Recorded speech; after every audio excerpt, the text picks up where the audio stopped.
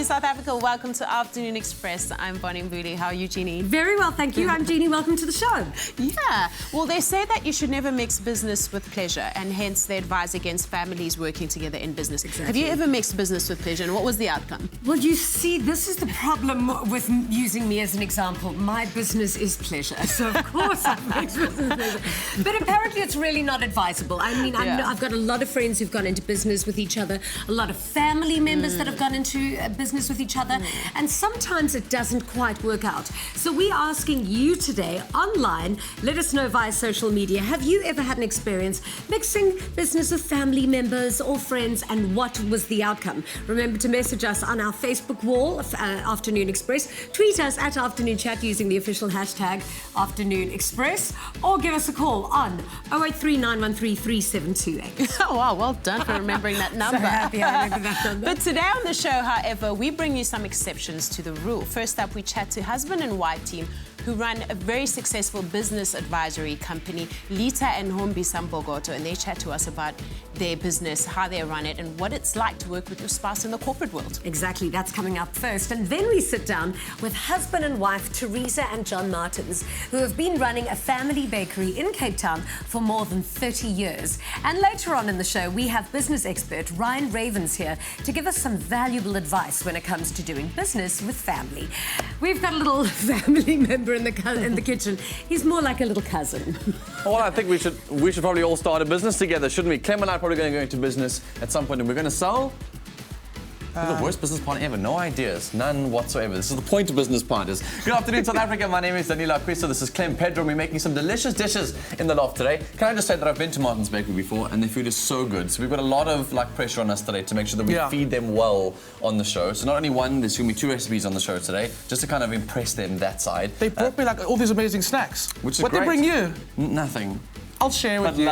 I'll share with you. It's okay. It's okay. So we'll tell you what I'm making. What are we making, Clem?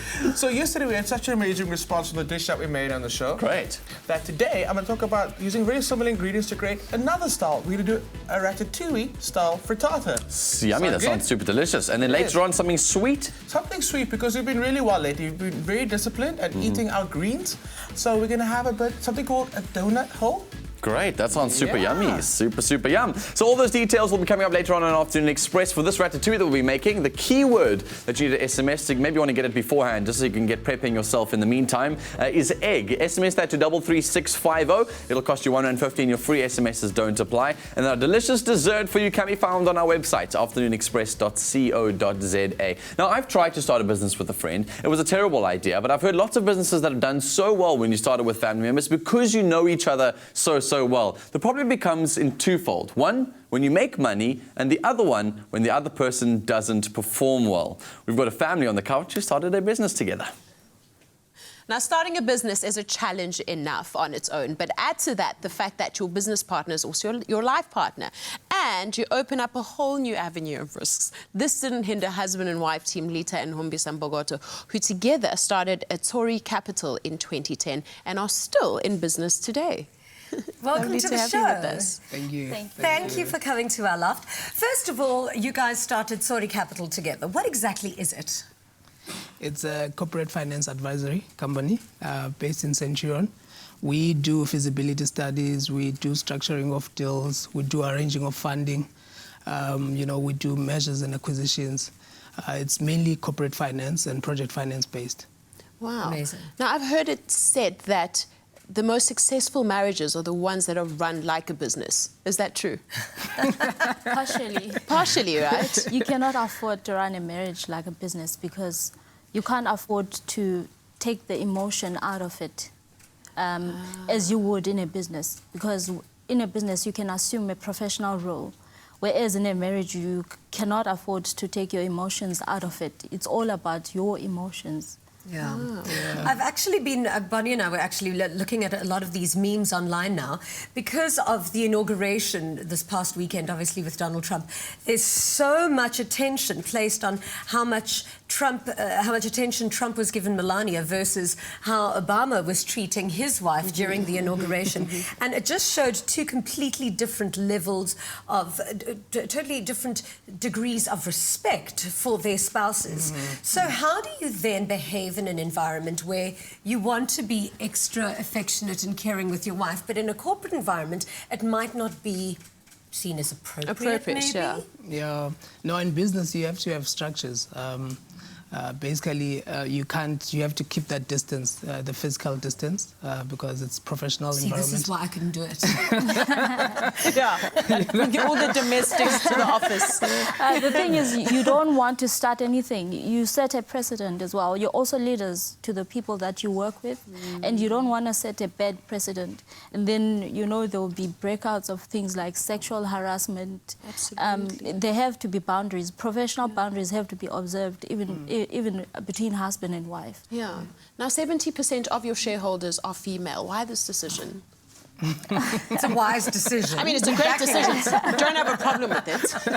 But for those who struggle with that idea, why is it a good decision? No, I think currently, if you look at where the country is going, you know, they're going towards empowering females, and you know, there's a whole, drive, you know, to empower females. So I think when we started, we looked at all the, you know, the impediments that we were going to, you know, to come across.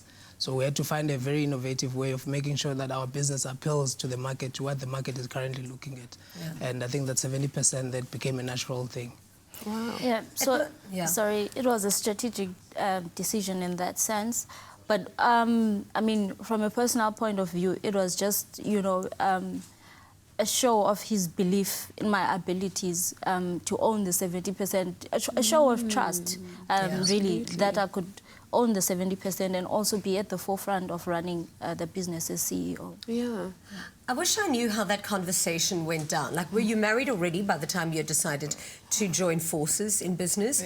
Because, I mean, I think when you're dating, it's quite a big conversation to have, because you can go into business in one definition of a relationship. But then what happens if you break up? Then it's a completely different relationship. So were you married, or and how did that conversation go? Because you both ran different businesses at some stage. We've been married for 10 years. So we're married, and I think you're right when you're saying that it can be very tricky if you're just dating, because I think there's what they call in business shared vision. And it's very important that you guys must see, you know, where you're taking the business. There must be commonalities on how you see things, you know. So if you don't have that, then you're gonna have problems. So I think when you're married, you tend to take a long-term view. It's not about short-term benefits and gains. So it's more about, you know, really making a difference in the community. Yeah. And also we had known each other for quite a while, because we started dating in 2003 at varsity. So we've known each other for 15 years. Although we've been married for 5.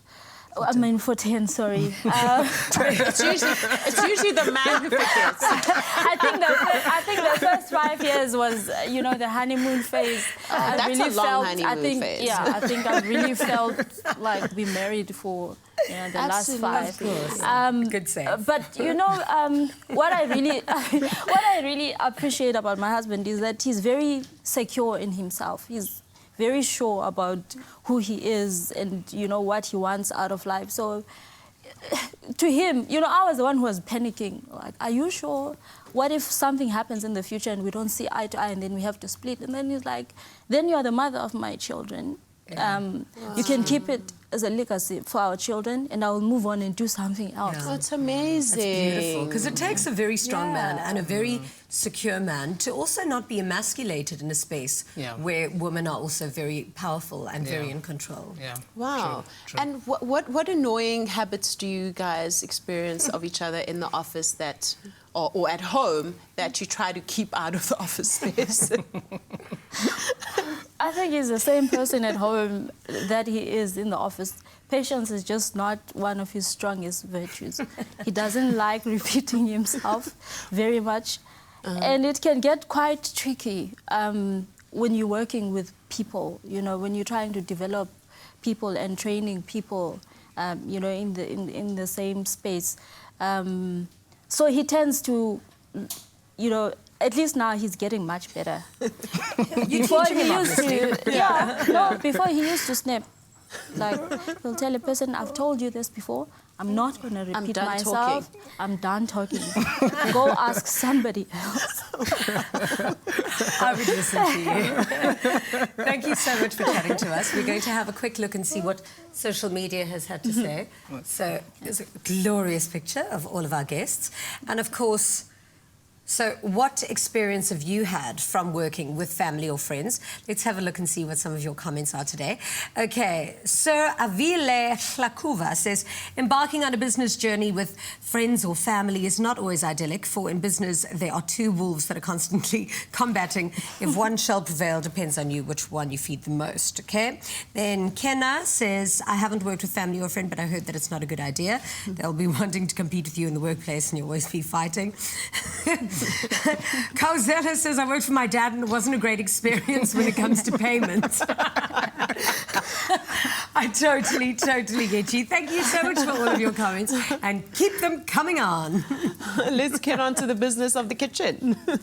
The conversation is definitely going to continue after the break, especially because I think it's so fascinating learning about family businesses. I've noticed that the trend with all the businesses that succeed the most are the ones that have a common vision and a common goal. So I think the infighting starts to happen when that isn't necessarily there, and the two parties are coming together to try and solve a problem that has no vision or no goal, and so it becomes personality driven. Whereas if you have like a family, a legacy to look after, or the business has itself got a vision and a goal, you can both turn your attention away from each other and sort of towards the end of the business. So later on after the break, we'll chat to another family who have run an incredibly successful bakery, Martins Bakery. We'll chat to them after the break. Plus we get cooking in the kitchen. We are making ratatouille style frittata. Sounds super yum. All the ingredients are here. Hope you guys are ready for it. That's all coming up after the break.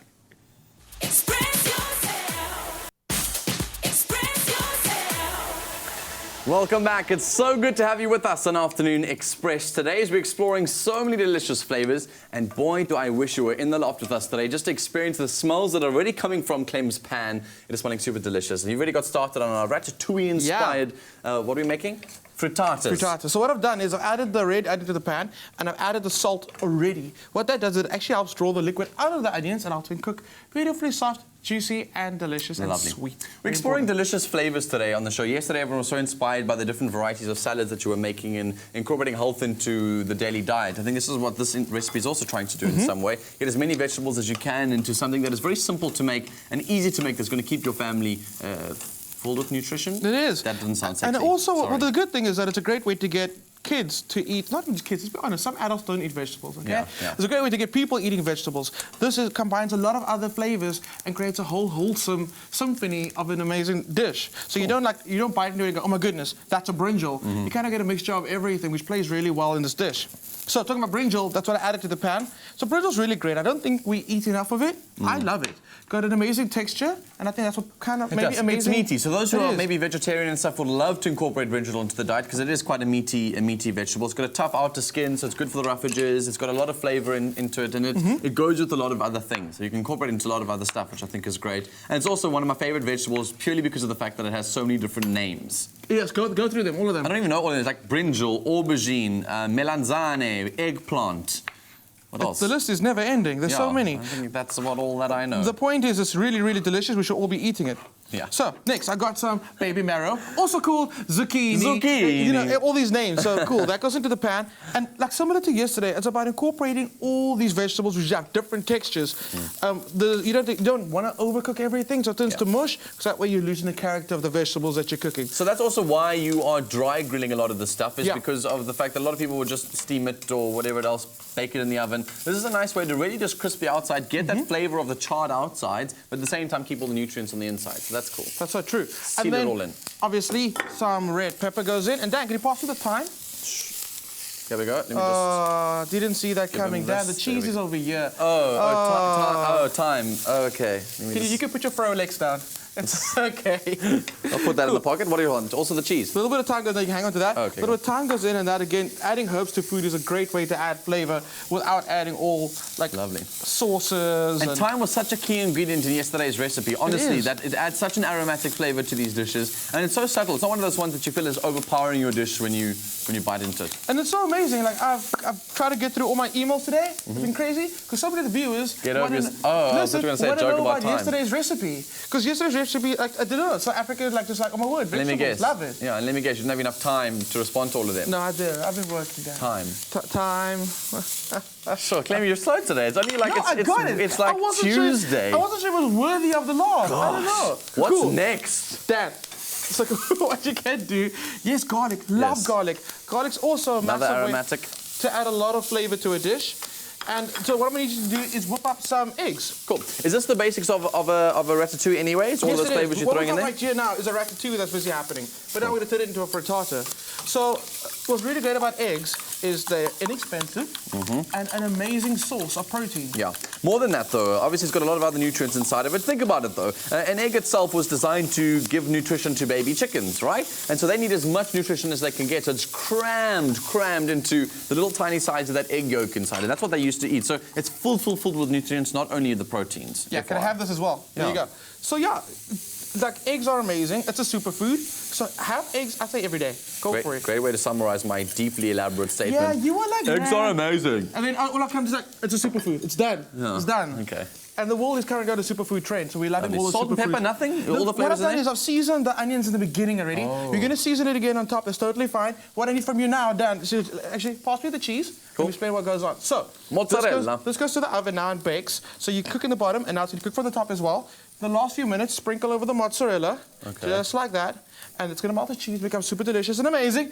And it's going to look like that guy on the end that we have Should I over bring there. it into us, or You can bring it to me, please. I think that would be nice. There we So go. in our big mixing bowl, actually, you can pop it right over very here for warm. me. I like serving it in the pan. Thanks it for looks telling really me that cool. it was very warm, Clem. I appreciate your love and support in this kitchen. Fingers are now burnt and I've got no more... Well, I guess I can't get caught by the cops. I've got no There we go, fingerprints. true. So all I do is adding some tomatoes, some dill goes in there, some lemon zest as well. yummy. And then, Dan, if you can pass me some extra virgin olive oil, I've Sure. got some sherry vinegar going in here. If you don't have that, try some red brown vinegar. It's totally fine. Say when? That's when. Cool. Give it all a mix. And this fragrant topping just goes on. And you are so winning Yummy. right now. So that's adding all the zestiness to the cooked, baked flavors of the inside dish itself. So you want to add some freshness to the other flavors. Dynamics, important for a dish. And Little just chili like flakes. that, you've got an all-day recipe. Breakfast, lunch, and dinner basically sorted. It's super, super yum. I had a little sneak peek of one of the tastes. So make sure that you guys go and get the details on this recipe. And it is so simple, Clem. It is. It's so simple. You SMS the keyword egg to 33650. Remember that SMS will cost you R1.50, but your free SMSs do not apply for those. But all the details will come to your mobile device, a link to the recipe, shopping lists, etc. So this could be the dish that you could be making. But SMS it as soon as you can. And if you want to get a little insight into some of the steps, maybe you missed a little bit of it, you just tuned in, here's a quick recap on how to make your frittata with ratatouille-inspired flavors.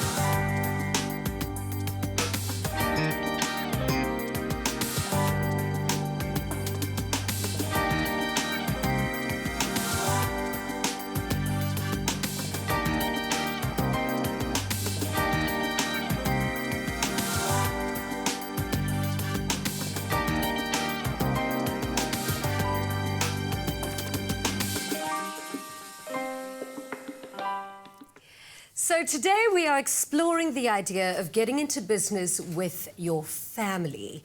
Now, something many experts warn against, but we're joined now by husband and wife, Teresa and John Martins, who've been successfully running a bakery which has been in the family for more than 40 years. Welcome to the show. Thank you very much. Nice to be here.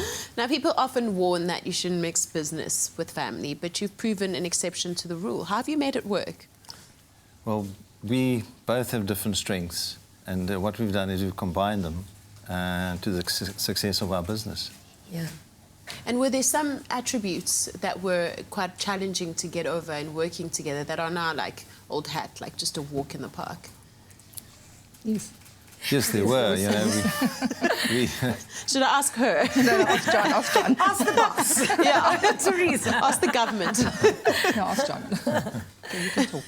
Okay, but so the business was a legacy. So this was started years and years and years ago by your family. Yes. And then you obviously developed a passion for baking. Yes, I had it. Yes. And then you took it over. At Yes. what point did you guys meet and you got involved? I want to know the whole story. Very near the beginning. Yeah. You know, I left school and started working at a bank, and but I was a bit bored there, and I started interning on weekends at different bakeries, and I loved it so much Wow. that in 82, sorry, I resigned and joined my folks in their supermarket. They ran a local supermarket in Deep River called Stirrup Cafe. You know, my dad, Firmina, and my mom, Albertina. And I then took a year's course on baking, and then at the end of 83, I started the bakery in my dad's supermarket. Lovely. We did an extensive revamp, and I'll never forget the night before the opening, because the bakery was me. There was no other employees in the bakery. Teresa and I, we had just started going out. We were going out as friends, and she arrived there in the evening to come and help me. And that's where our working relationship really started. You know. That's incredible. So, Teresa, did you fall in love with baking or with your husband first? Or your husband's baking. Or your husband's baking? Yeah, because I met my husband when he was at the bank. Yeah. So he wasn't a baker yet. So we were going out. I was like 17 years old.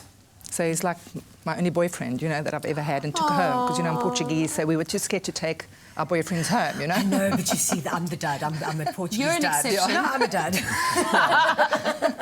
So then when I brought John home, they said, no, is he Portuguese? Where's he from? You know, is he South African? Yeah. I said, no, he's Portuguese. Oh, okay, no, fine, you know. Okay, he and I can said, he works come, at the yeah. bank. And I said, oh, nice, you know. So anyway, and then met John. Nice. Yeah, and then Then met how did you Jennifer West. explain the transformation? And then afterwards, yeah, we started going out with each other, and then and then he started the bakery, and then I just got involved, you know, and I It was just interested. organic, yeah. But now I think, and this happens a lot with a lot of, European families, a lot of Portuguese families I know, where the roles are very clearly defined, and that's why it works. That's why you can work with each other, because you don't kind of get involved with what each other's doing. You've got your own space and your own things that you need to do. So what are each other's strengths and weaknesses? That's why, like, to make you guys work.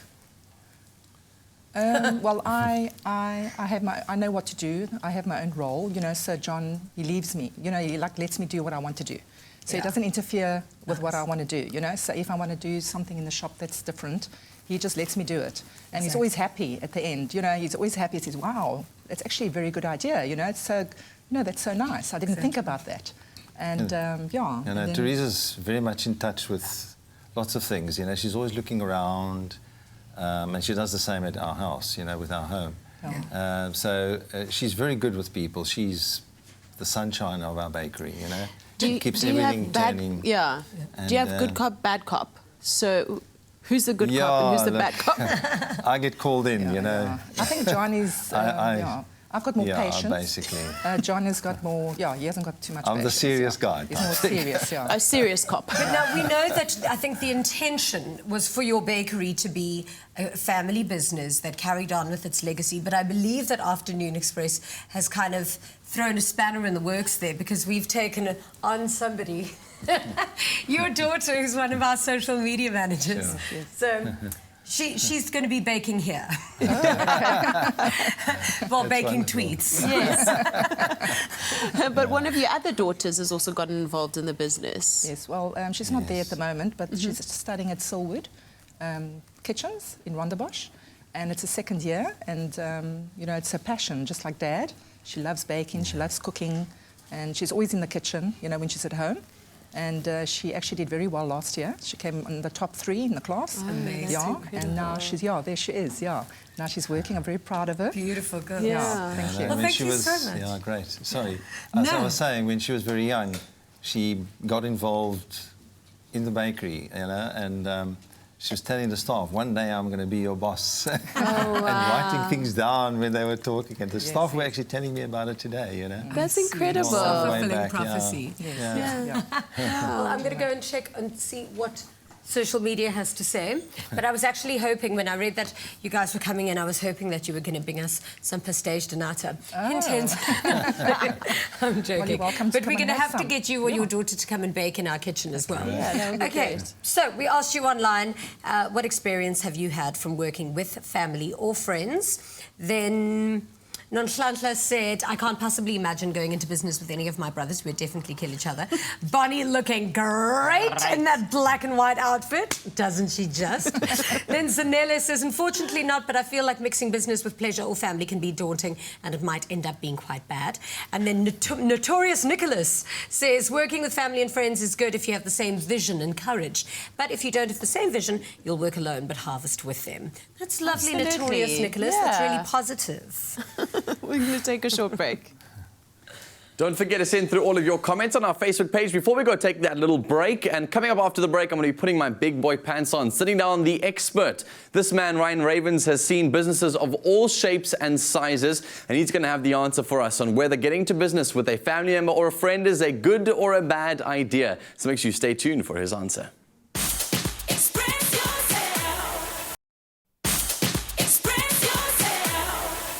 Welcome back to Afternoon Express, as we're having discussions about whether you should enter into business with a family member or friend in the next business that you start.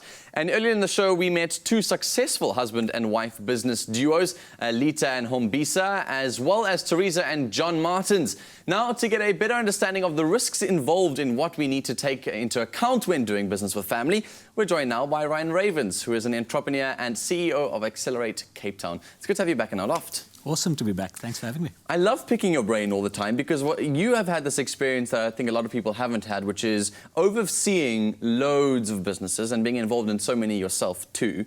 So from your experience so far, the big question, let's start with the big guns. Is it wise to go into business with a family member or not?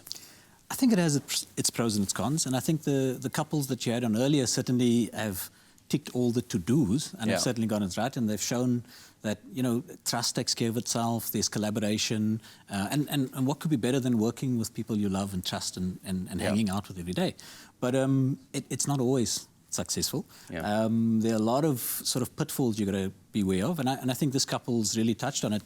You know, clearly defined roles is very important. The temptation with family business is always to sort of pull in family members. Somebody's hanging around at home, they've got nothing to do, so you pull them in. But are they suitable for the role? And can they perform the function that's expected of them? So that can often be problematic, where people are part of the business because of their family relation and not because of their competence. So that can get very awkward very quickly when those people don't perform as you would expect. So answer, riddle me this. Why then do people get into businesses with family members? You've mentioned one of the points, which is the fact that they want to go and support their family. Someone doesn't have a job at the moment or is looking for a change. You can provide that opportunity. What are some of the other reasons and benefits that people see, like, maybe I should go into business with a family member? Yeah, I mean, you know, a common and shared goal is very powerful. So often when you're working in a family business, you're working for the benefit of the family more so than the benefit of the business. And that shared vision and motivation is quite powerful. Trust obviously takes care of itself. Well, you would hope it would within a family environment. And collaboration happens seamlessly. So all of those things are quite compelling and awesome reasons to get into a family business. But, you know, oftentimes it can run into problems, especially where it starts becoming a family business for the second generation and third generation and so on.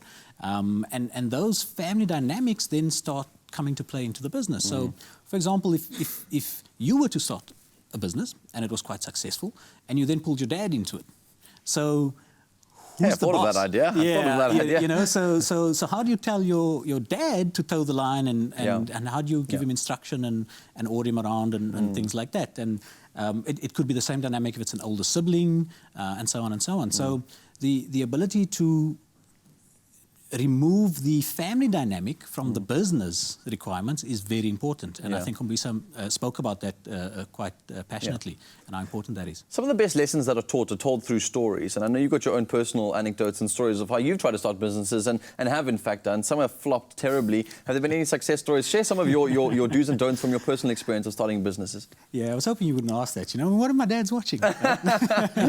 No, to be honest, I have started a number of businesses with friends, with family, with neighbors and so on. And interestingly enough, actually, the most successful business I've had was the one with my dad and my brother. Wow. So it came with its challenges. I mean, it certainly wasn't a bed of roses, and it was quite challenging at times. But there's absolutely nothing as satisfying as actually getting that right and making it work. And the reality is, you know, entrepreneurship for our country is massively important. So I would never discourage anyone from going into business with family if there's an opportunity, but just beware of the pitfalls. You know, make sure everyone has clearly defined roles, make sure the hierarchies are clear, make sure that you have mechanisms to deal with people who are not performing in a way that doesn't impact on the family dynamic and rip apart the family. Yeah, that first phase of trying to establish your relationships, establish what the business does, establish roles, put your MOIs together, understand what your shareholding agreement looks like. All of those things really need to be clearly defined, I think, if you are going to enter business. And I think it's a great idea to do so, like you said, to encourage entrepreneurs.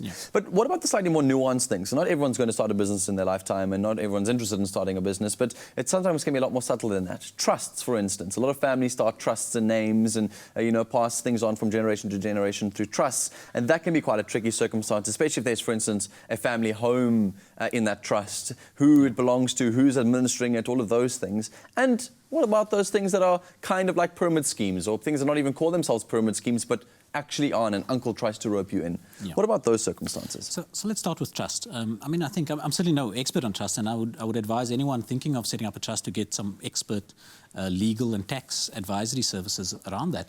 But effectively, a trust is a way to transfer assets into another entity. So out of the family, whether it's a family business, sole proprietorship, or whatever it is, but to transfer assets into a mechanism that survives beyond the individuals in the business. So the biggest advantage of a trust really is that if, let's say, for example, you have 3 family members in a business together, and they own a building, and they are running, hypothetically, a bakery, as we heard earlier, from this building. So they all own it.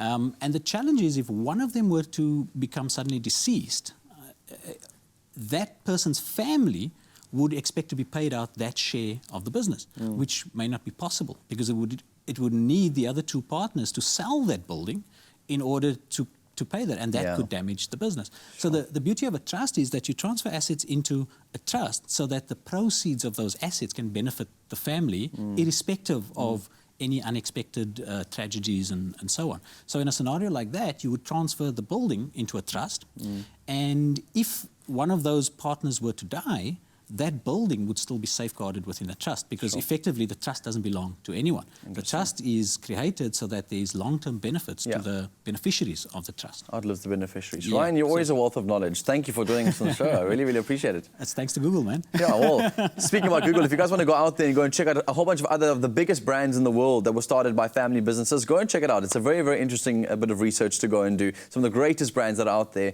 have been started by family businesses. We want to know from you, like, would you and have you started a family business? We're asking you the question on our social media site. What have you experienced working with family or friends, good or bad? We'd love to hear both of the stories. Some of the comments that came through, Lindiwe says, I'm also thinking of going to business, but working with family members will drive me crazy. Depends how well you get along with your family members, I guess, Lindiwe. And then Maria says, they talk bad about you and you find out from your colleagues and they said, I never knew you were such a nice person because your family member talked so bad about you. And that is a quite interesting dynamic, especially when you are not too close with them and there isn't a good rapport in this sort of families. Limpo says, I was once working with my uncle, believe me, it was a disaster. He would tell me to this and to do that, just like a baby, and it was annoying me so much. And I guess those family dynamics being brought into the business, and yeah. So I'd love to hear more of your comments coming through on our Facebook page. It's Afternoon Express on Facebook. But I guess there's a joke on the way because there are two ladies in the kitchen. But you know, sometimes I think of families as more figurative. Like sometimes your friends can be more family than your family. Of course. Yeah. But also, it's just as difficult getting into business with friends, I suppose. Absolutely. And also, there's a big rule in don't lend friends money unless you expect to not get it back. To not get it back. Yeah. Wow. I mean, what family business would your family have to be in for you to want to follow through with it? I don't know. I don't think so. I don't think I'd any be in the family business if my dad was like Walt Disney or something. Still to come That's on what the you show. mean. Yeah, still to come on the Amaze Balls show. We're going to be making donut balls.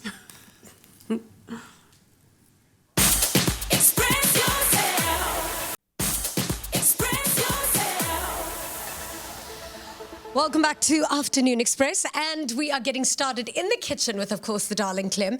Clem, donuts usually have a hole in them. Yeah, exactly. So what happens to the holes?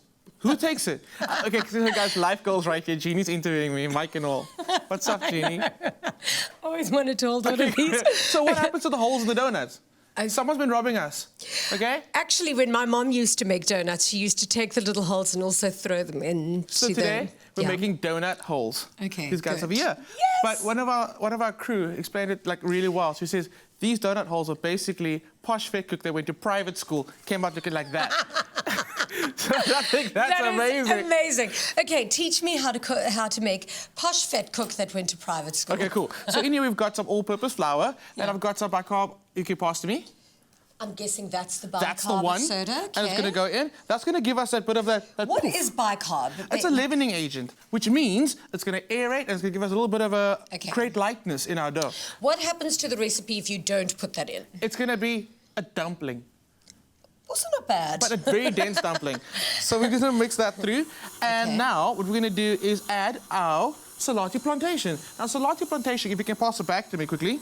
Sure. It's really great. It's got a delicious caramel flavor that works so well in recipes. And it literally, if you think about sometimes with normal sugar, you kind of caramelize it to get caramel flavor. Yeah. Salati Plantation has that subtle caramel flavor already in it. Really, really awesome. And the bag actually has its own recipe of chili chocolate toffees at the back. So winning. I'm going to keep that one for myself so that I can double up on donut holes and chili toffees. Cool. So let me just turn the stove down a little bit. Okay. So we just mix that through. And now we're going to talk about our wet ingredients. So I've got one free-range egg, always free-range. And then I've got some melted butter. You can add that for me. Was once melted. Was once melted butter. And then we've got some buttermilk. Okay, I love using buttermilk instead of milk. Acts really well with the baking powder, and that's what gives it that. Oh, really? Yeah. That, and it has to have that. Has to. When you bite into a donut, it's got to have that level of crispiness on the outside, but then when you get through the inside, it's got to have that airiness, but chewiness at the same time. Now, that is the real gift. If you can get that right, then you basically continue to be my hero. So let's just pour that in there. You make a nice batter. You can use a little bit more water. Hold on 1 second. Yeah, I'm waiting. Oh, yeah. There's a little water to help it come together to make a batter. Nice and gently.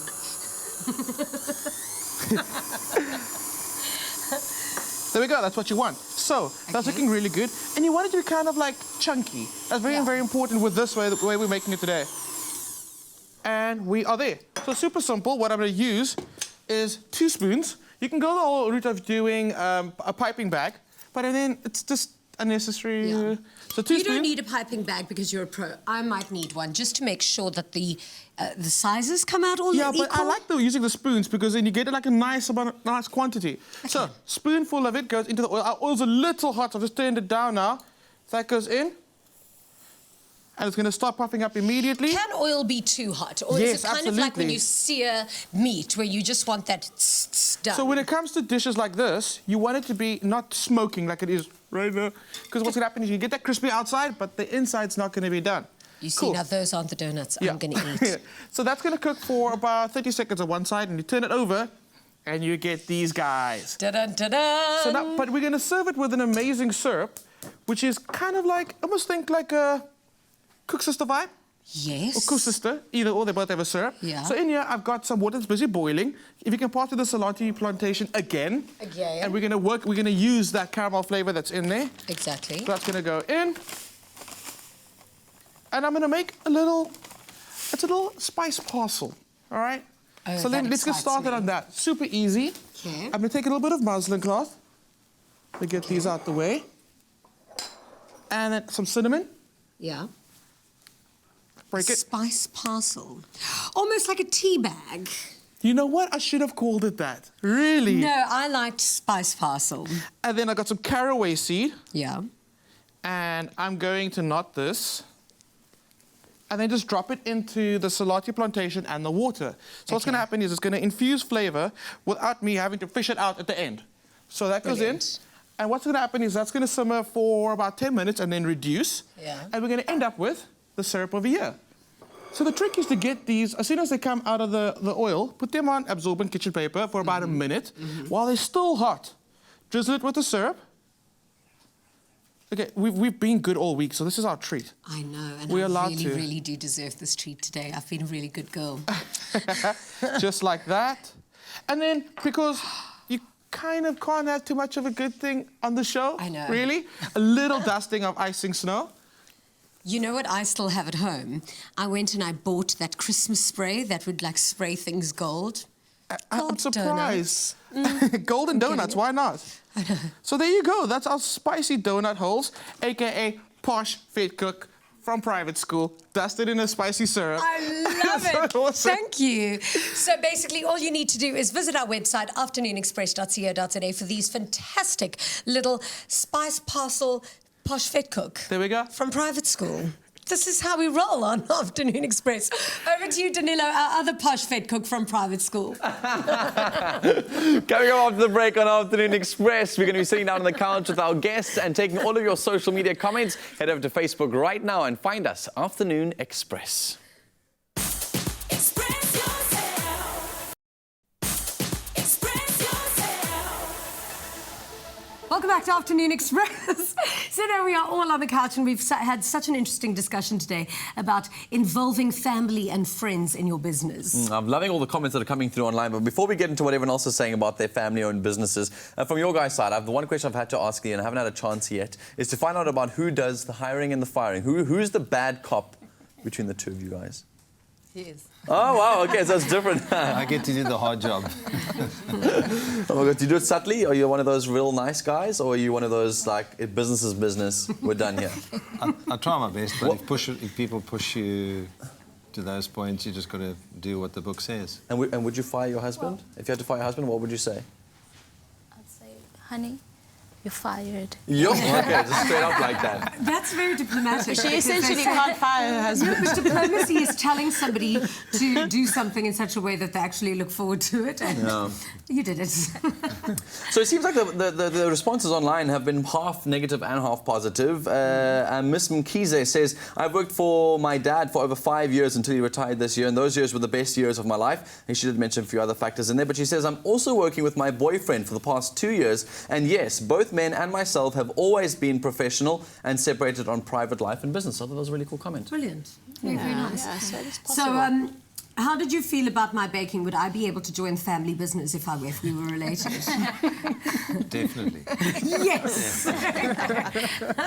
So would you like to try some of our donuts and some of our frittatas? I mean, we really are very highly skilled in the kitchen. Totes my goats. I don't know, like if I were to start a family business, it's quite a hard situation to kind of set up because it is. I don't know, there's a part of me that says business should be separated from sort of pleasure and personal life, but it seems to also be quite a joy, like lots of like real joyful moments of working with a partner or someone that you can come home to. The one question though is when you come home, generally people like put their feet up and like want to let work go, whereas if you work with your parents or you're working with a husband or a wife, you can't just let the day go because you're back home with the same person. Yeah. We actually sometimes when we get home, we actually discuss the problems at work. You know, it's actually easier to speak, you know, to talk to each other because there's no one disturbing us. Yeah. You know, and we can actually then dissolve, you know, the problem. You know, and it's actually easier like that. Yeah. We try very hard not to. We try our level best. We've actually agreed that the minute we walk into the house, It's then we take off the hat the professional hat. We put on the, you know, the couple hat. We are wife and husband. We are mother and father. Yeah. Love it, Thank love you it. so much for joining us today. It's been business doing pleasure with you. No wonder you're so quiet. She's coming up with that phrase the whole end of this chat. No, Danilo, I don't take cheap shots. We'll see you same time, same place tomorrow on Afternoon Express, live at 5 on SABC 3. Good night and happy eating. Bye.